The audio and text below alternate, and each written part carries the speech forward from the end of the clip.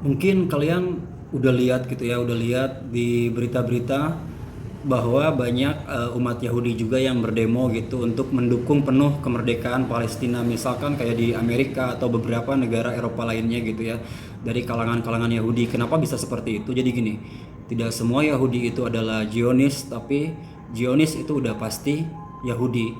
Bagaimana berdirinya gerakan Zionisme? Jadi Zionisme itu dipelopori oleh seorang Yahudi Hungaria bernama Theodor Herzl.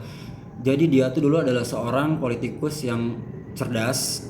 Cerdasnya gini, ketika Perang Dunia saat itu dia menjebak Inggris dengan hutang gitu ya.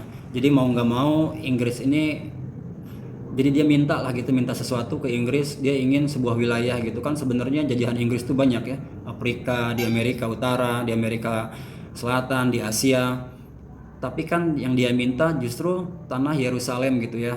Kenapa bisa kayak gitu? Karena based on keyakinan. Kalau kita ngomong dengan sejarawan, dengan ahli politik, dengan ahli geografi dan sebagainya, mereka tuh akan bersikuku bahwa ini adalah pure perang perebutan wilayah, bukan soal agama. Itu adalah omong kosong yang paling besar. Mari kita lihat ke basic berdirinya negara Israel. Jadi Theodor Herzl ini punya cita-cita ingin mendirikan negara berdasarkan Tauratnya Nabi Musa ya. Jadi ya itu adalah cita-citanya dia gitu, mengembalikan orang-orang Israel itu yang diaspora ke Zion. Karena dia punya keyakinan bahwa apa untuk mempercepat kedatangan Mesias yang mereka maksud ya, itu mereka harus menguasai dari Euphrates sampai ke Sungai Nil. Itu kan wilayah yang sangat-sangat luas ya, dan di sana itu kan banyaknya kan orang-orang Arab gitu ya. Ya sama aja sebenarnya mereka membuka perang. Sebenarnya orang Yahudi itu sadar gitu. Kebanyakan kenapa tidak mendukung Zionisme, karena ada orang Yahudi yang sadar kayak gini, bahwa mereka itu sebenarnya dihukum gitu oleh Tuhan, bahwa kekuasaan mereka tuh tidak akan pernah lebih dari 90 tahun. Jadi mereka tuh akan selalu terpencar di mana-mana ya, di berdiaspora gitu. Nah, sekarang dari semenjak berdirinya negara Israel sampai hari ini kan sebenarnya batas waktu 90 tahun itu dalam keyakinan mereka semakin menyempit ya. Semakin menyempit, semakin sedikit. Jadi mereka itu ingin mempercepat perang. Mempercepat perang, ingin memperluas wilayah. Tapi kan sampai hari ini cita-citanya mereka belum terjadi ya, belum terjadi. Kenapa saya bisa katakan seperti itu? Sebenarnya mereka gagal gitu.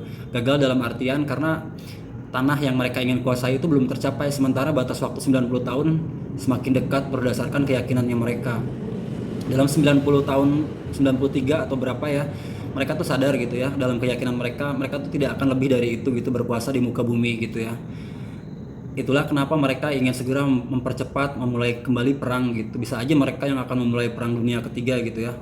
Karena sekarang kan kalian lihat di berita bahwa dia si Israel ini menyuruh basa-basi kepada warga Palestina untuk mengevakuasi dirinya supaya tidak berjatuhan korban sipil. Sebenarnya itu adalah jebakan. Ketika lari ke selatan ternyata masih dibom juga gitu. Jadi selama ini mereka tetap omong kosong, tapi kan sebagian warga tidak ingin mengevakuasi dirinya. Ngapain mengevakuasi? Karena ini kan tanahnya mereka, dan banyak orang di dunia ini yang teriak soal apa perdamaian dan sebagainya. Ya gimana? Bagaimana kalian bisa berdamai dengan orang-orang yang justru maling tanah kalian? Ketika misalkan maling masuk ke dalam rumah kalian, terus si malingnya bilang, ya udah damai aja bagi dua, enak banget ya. Nggak bisa seperti itu. Bagaimana kalian berdiskusi dengan anjing-anjing seperti itu ya? Itu udah nggak bisa lah. Jalan mungkin perang itu adalah pilihan gitu ya.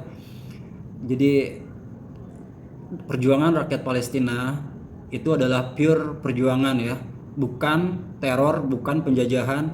Dia ingin mempertahankan wilayahnya. Selama ini kan kita didoktrin banyak tuh sama orang-orang bahwa Hamas memulai perang, Hamas lah yang menyerang duluan. Ya, mereka yang punya rumah gitu, mereka yang berhak untuk melakukan itu. Mereka berhak mempertahankan diri atas apa yang mereka miliki gitu.